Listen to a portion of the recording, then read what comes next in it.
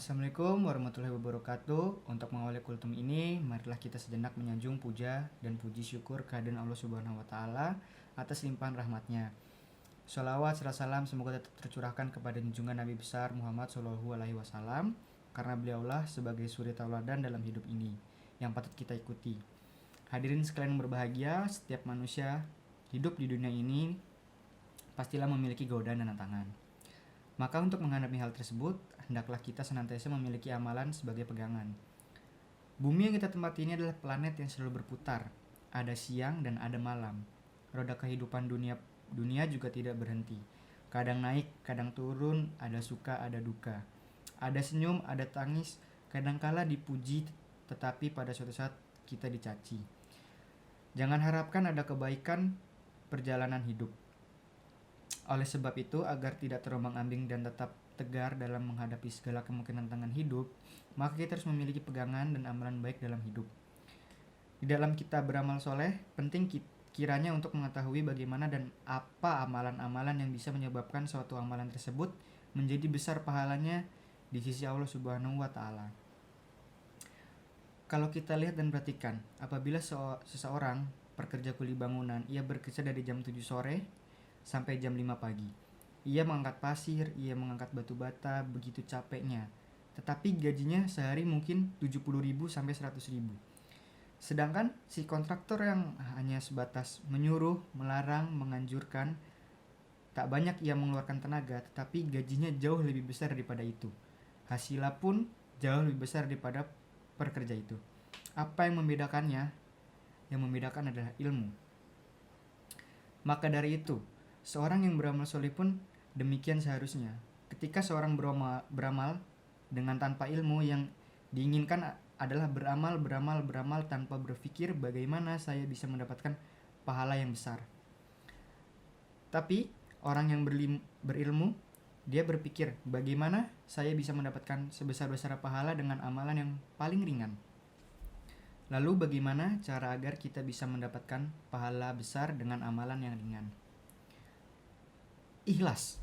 Yang pertama, yaitu bahwa semakin ikhlas, maka semakin besar pahalanya. Bahkan semakin tidak ikhlas, semakin kecil pahalanya, bahkan bisa jadi dia mendapatkan dosa. Contohnya, misal ada dua orang sholat, yang satu ikhlas mengharapkan wajah Allah, yang kedua ternyata tidak ikhlas, dia mengharapkan wajah manusia. Maka yang satu mendapat pahala, yang satu mendapatkan dosa karena keikhlasan tersebut. Kedua, menjenguk teman atau kerabat yang sakit. Menjenguk teman atau kerabat yang sakit adalah amalan utama yang sangat bernilai.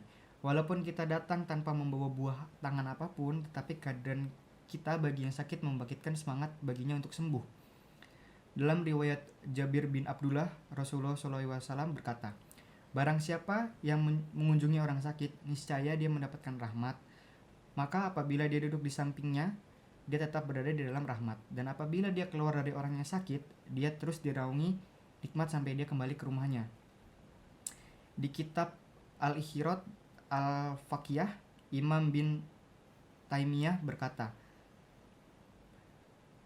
hukum menjenguk orang sakit adalah fardu kifayah. Artinya, jika tidak ada seorang pun yang peduli dengan tetangganya yang sakit, seluruh warga berdosa karenanya. Demikian halnya bertakziah. Saat mengunjungi sanak famili yang tengah dirundung musibah kematian misalnya, adalah pekerjaan yang ringan, tetapi efeknya sangat dahsyat bagi keluarga yang ditinggalkan.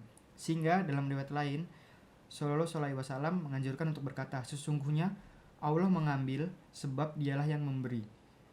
Dan di sisinya segala sesuatu memiliki ajal tertentu. Dengan ucapan itu diharapkan dapat menenangkan seseorang dari kedukaannya. Sedemikian penting amalan takziah ini sehingga Imam Syafi'i berfatwa, tidak ada batasan untuk mengucapkan kalimat takziah. Memberi makan orang miskin.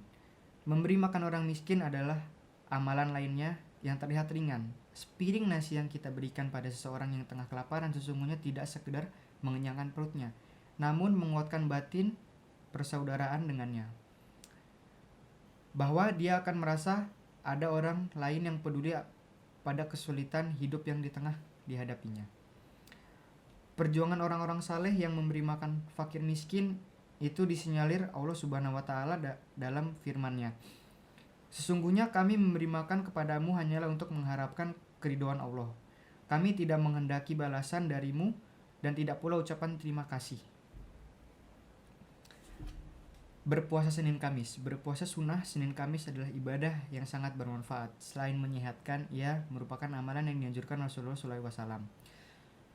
Beliau berkata, amalan-amalan kebajikan dilaporkan pada setiap hari Senin dan Kamis. Maka aku menyukai amalanku dilaporkan, sedangkan aku dalam keadaan berpuasa.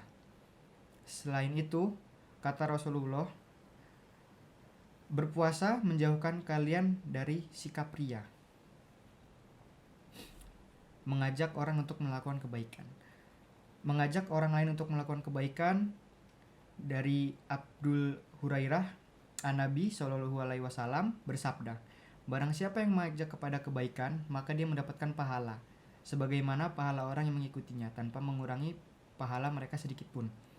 Dan barang siapa yang mengajak orang untuk melakukan kesesatan dan maksiat, maka dia mendapatkan dosa sebagaimana dosa orang yang mengikutinya tanpa mengurangi dosa mereka sedikit pun. Membaca Al-Quran. Membaca Al-Quran dari Abdullah bin Mas'ud, An-Nabi bersabda, barang siapa yang membaca suatu huruf dari Al-Quran, maka dia mendapatkan satu pahala kebaikan, dan setiap satu pahala itu dilipatkan menjadi 10. Membaca bismillah setiap melakukan aktivitas.